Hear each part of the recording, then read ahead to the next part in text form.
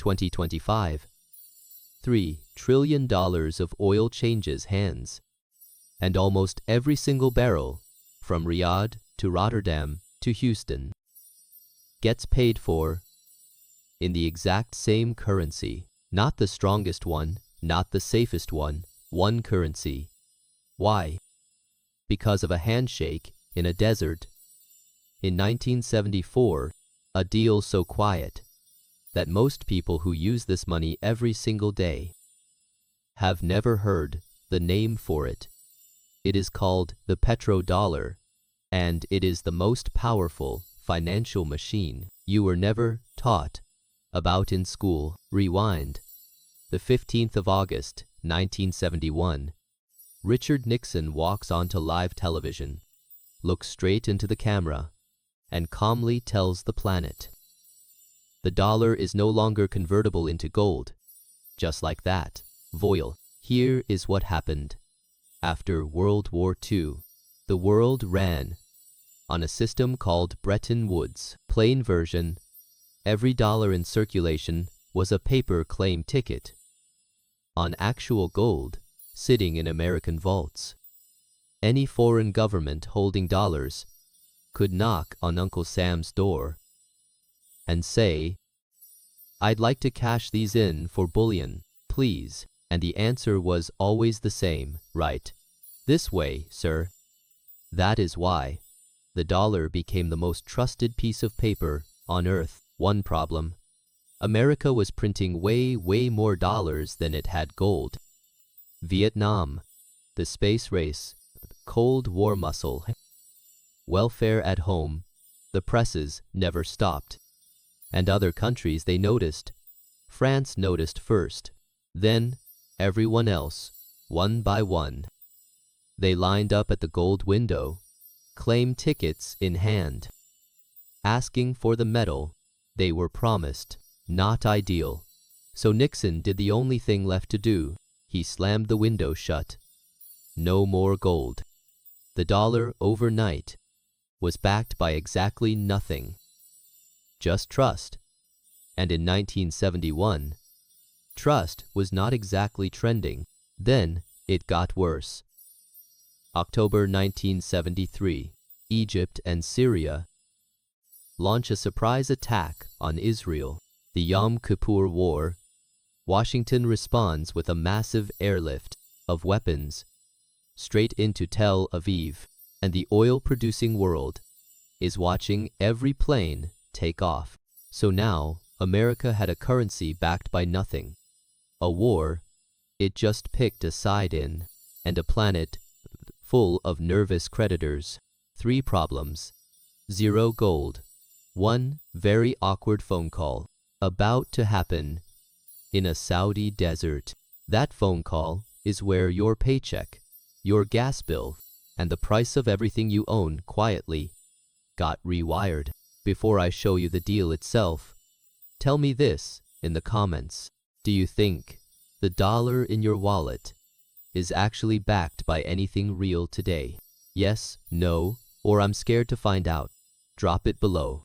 October 1973.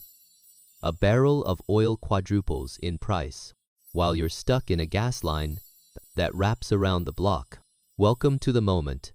America's wallet got mugged in broad daylight. Here is what happened. OPEC was furious.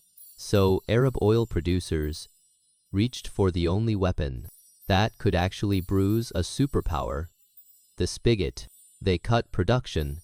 They embargoed the United States outright. Crude shot from roughly $3 a barrel to nearly 12. Pumps ran dry. Hand-written cardboard signs went up. Sorry, no gas today. That was the new operating procedure for an entire country. Now, stack the problems. Because Washington was 1. A dollar with no gold backing it anymore. 2. Inflation chewing through paychecks like a termite. 3. The single most important commodity on the planet being swung at America's head like a baseball bat. Not ideal. So the dollar needed a new anchor. Not metal this time, Something stickier, something every government, every factory, every truck on every highway, physically, could not live without. Enter Henry Kissinger, Secretary of State, frequent fleer, professional dealmaker. He flies to Riyadh with a pitch that doubles as a polite threat. The pitch, roughly translated, Your Majesty, you are sitting on the largest pool of oil on earth. Wonderful. You are also sitting in the middle of the desert, wearing a giant neon sign that reads, Please, invade me, so let's trade. The terms were simple, and the simplicity is the whole trick. Saudi Arabia would price its oil exclusively in US dollars. Saudi Arabia would recycle the surplus back into US Treasury bonds. In return, America sells the weapons, parks the Navy nearby, and personally handles anyone who eyes the oil fields a little too long. 1974. Saudi Arabia signs. Within a year, the smaller OPEC members fall in line behind them, one by one, like dominoes that have read the room. Voil, the petrodollar, is born. From that day forward, if Germany wanted oil, Germany first needed dollars. If Japan wanted oil, Japan first needed dollars. If Brazil wanted to keep the lights on, same answer. The whole planet became a permanent customer for a currency that, technically, was backed by nothing but a promise and a fleet. But here is the part most people miss. The genius wasn't selling oil in dollars. The genius was where those dollars went next. They didn't sit in a vault in Riyadh. They flew straight back into US Treasury bonds, financing the very government printing them. See what happened. It is a loop. America prints. The world buys oil. The oil money buys American debt. America prints again. Quick gut check. Before we go deeper, if a country today decided to sell its oil in something other than dollars, what do you think happens to that country within 5 years? Drop your guess in the comments. I'll read the spiciest ones in the next part. So picture this. Every barrel of crude pumped on earth wears the same price tag, stamped in one currency, dollars, only dollars. Tokyo wants to fuel its factories, dollars first. Berlin wants to heat its homes through a brutal winter, dollars first. Delhi, Seoul, Sao Paulo, Pretoria, same line, same window, same teller. One rule, global gravity. Voil. Every government on the planet now has to hoard greenbacks just to keep the lights on. The demand for the dollar stops being a market mood swing. It becomes a permanent law of economic physics. Now flip the camera to the other side of the trade. Oil exporters are suddenly drowning in cash. Saudi Arabia opens the mailbox and finds a problem most of us would commit minor crimes for. Too many dollars, not enough things to spend them on at home.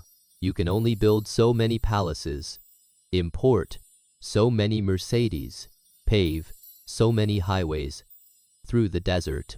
The vault is full and the ledger keeps stacking zeros. It has nowhere to send. So the extra dollars need a parking spot, and almost all of them drift back to the same neighborhood. US Treasury bonds, American banks, Wall Street equities, Manhattan real estate. The country that printed the money gets the money back, lent right into its own economy with interest. Finance nerds gave the move a tidy name, Petrodollar recycling. Not the kind that saves a sea turtle, the kind that quietly underwrites a superpower.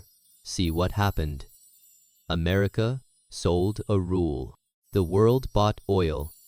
The oil money came home. Same dollars. Longer round trip. Fatter American balance sheet on every lap. Now, Here is a question worth fighting about in the comments. If you were Saudi Arabia in 1974, sitting on a swimming pool of US dollars you physically could not spend, where would you actually park them? And would you trust the country that printed them to keep its word for the next 50 years? Drop your move below. Here is the next loop in the machine. America takes that recycled petrodollar flood and shoves it straight back into its own bloodstream. Treasury bonds, government spending, defense budgets, fat enough to make a small country sweat. Foreign central banks, sitting on mountains of dollars, have to park them somewhere safe, so they buy us debt. Demand goes up, interest rates stay artificially low.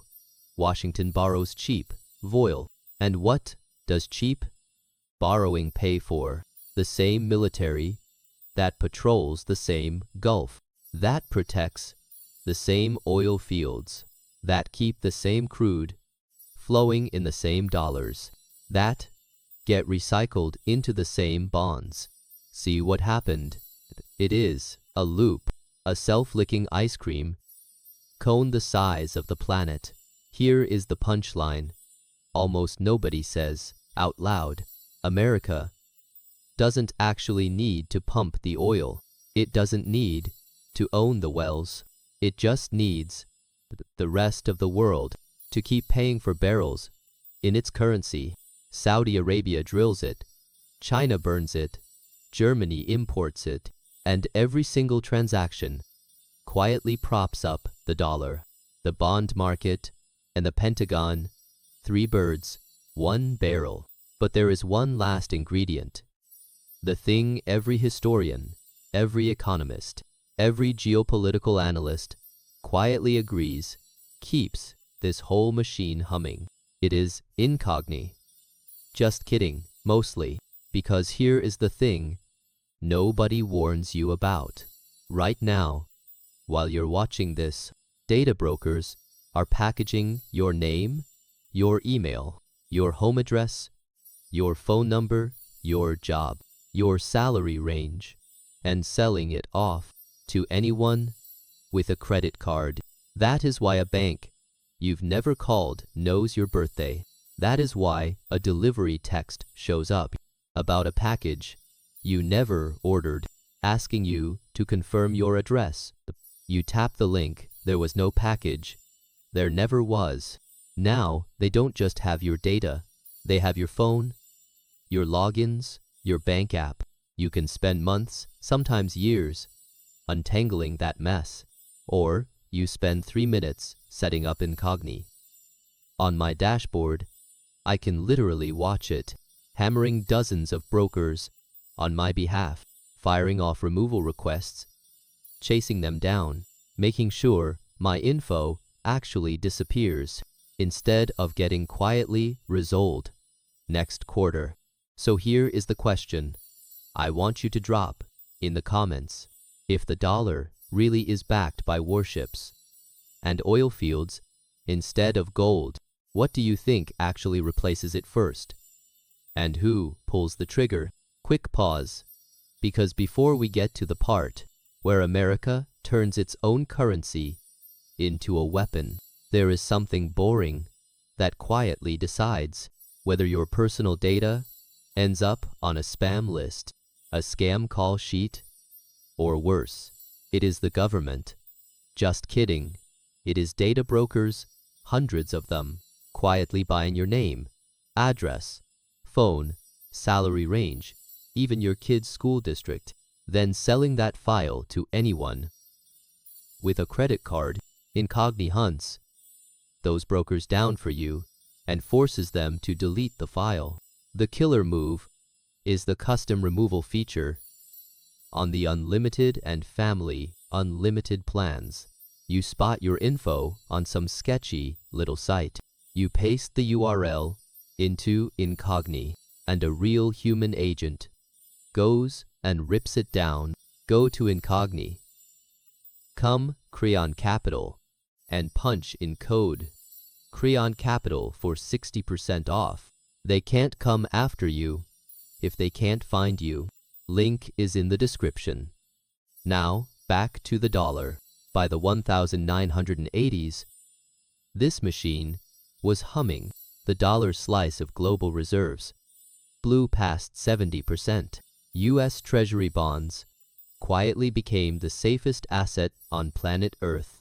The thing every central bank, every pension fund, every paranoid billionaire parked their cash in. When the world got loud, American financial markets turned into the gravitational center of global capital. Everything orbited Wall Street.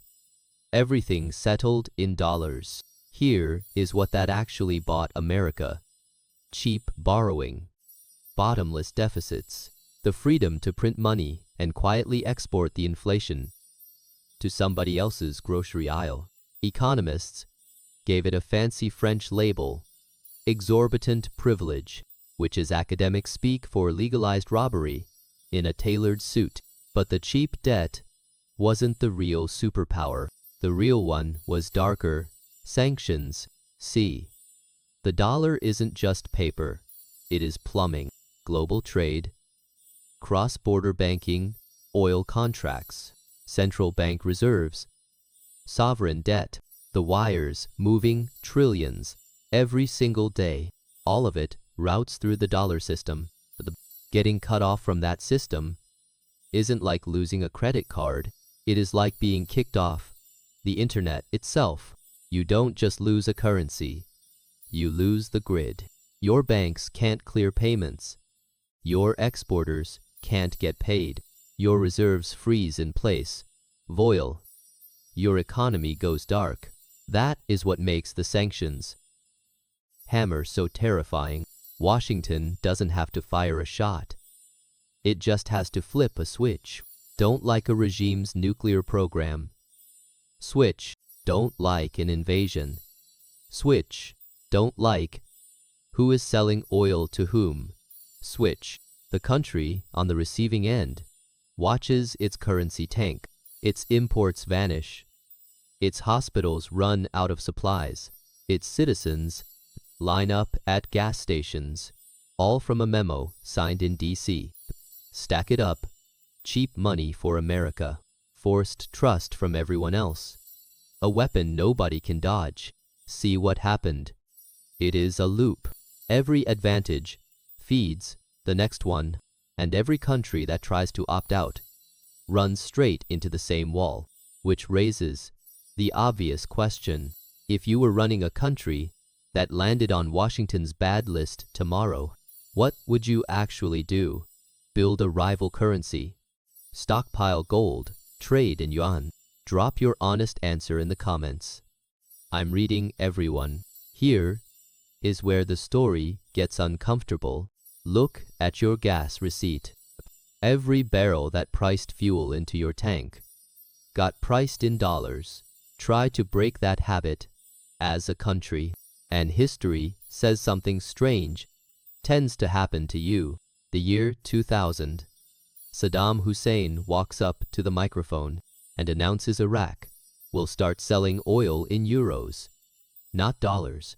A small currency switch on paper. 3 years later, American tanks are rolling through Baghdad. Saddam falls, and quietly, almost as a footnote, Iraqi oil sales flip back to dollars. Voil. Enter Muammar Gaddafi, Libya. He floats a bigger idea, a gold-backed African currency called the gold dinar, designed to settle African oil trade outside the dollar entirely. To back it, Libya is sitting on roughly 143 tons of gold. Real metal, real plan. Then 2011 happens. NATO intervenes. Gaddafi is killed in a ditch. The gold dinar dies in the same ditch. Not ideal. Now flip to Venezuela. Different angle. Same instinct. This country is sitting on the largest proven oil reserves on the planet. 303 billion barrels. Read that again. More crude under their feet than anyone else on Earth. In 2018, Maduro tries to sneak around the dollar with the Petro, a state-issued crypto coin pitched as a sanctions-proof, dollar-free way to move oil. The marketing was loud. The reality was that almost nobody could actually use the thing. Wallets didn't work. Exchanges wouldn't touch it. It went nowhere. But here is how it actually works. Defiance gets logged. Even when defiance flops, Washington tightened the screws. Sanctions stacked on sanctions. Venezuelan oil tankers blockaded at sea. Then January 2026, a U.S. military operation rolled in and captured Maduro himself. At the press conference, Trump said the quiet part out loud. America would run Venezuela and rebuild its oil infrastructure with American companies. The largest oil reserves on Earth suddenly back on the menu, priced, of course, in you-know-what. So stack the receipts. First, Iraq pivots to euros, gets invaded, snaps back to dollars. Second, Libya stockpiles gold for an African dinar, gets bombed. The gold story disappears. Third, Venezuela tries crypto and sanctions dodging, ends up under US control, with its barrels reabsorbed into the dollar system. See what happened. It is a loop. 3 different leaders, 3 different escape routes, 3 different endings that look suspiciously alike. Now, to be fair, were every one of these conflicts caused purely by challenging the dollar? Probably not. Wars are messy, motives stack, but pretending the currency angle is a coincidence 3 times in a row is its own kind of fairy tale. And every time you swipe your card, you're still inside that fairy tale, paying into the same system those 3 men tried to walk away from. So here is the question I want pinned to the top of the comments. If you ran a country sitting on a mountain of oil tomorrow, would you actually try to price it in something other than dollars? Or would you look at this scoreboard and quietly stay in line? Tell me your move, and tell me which one of these 3 stories scared you the most. Here is what happened next. One frozen account rewrote the rules of money itself. February 2022. Russia rolls tanks into Ukraine. Washington responds, not with missiles, but with a keyboard. Nearly $300 billion of Russian foreign reserves. Frozen, gone, vaporized from the balance sheet overnight. Then, the U.S. yanks major Russian banks off SWIFT, the messaging rail that lets banks talk to banks across borders. Translation: Russia's savings, parked for decades inside the so-called safest system on Earth, suddenly couldn't be touched. Not by Moscow, not by anyone. Painful for Russia, terrifying for everyone else, because every finance minister on the planet looked at that headline and did the same math. If the dollars sitting in your central bank can be switched off by a phone call from the Treasury, are they really your dollars, or are you just renting them? Not ideal. Enter the quiet exodus. China didn't make a speech. It made a spreadsheet move. Beijing started bleeding us treasuries off its books, sliding from a peak above $1.3 trillion down to roughly $600 billion, more than half the position gone. And the cash didn't sit idle. China went on a multi-year gold buying binge, stacking bullion in vaults like it was 1971 again. Then the dominoes started tipping. First, Russia and China rerouted bilateral trade into yuan and rubles, cutting the dollar middleman out of the deal.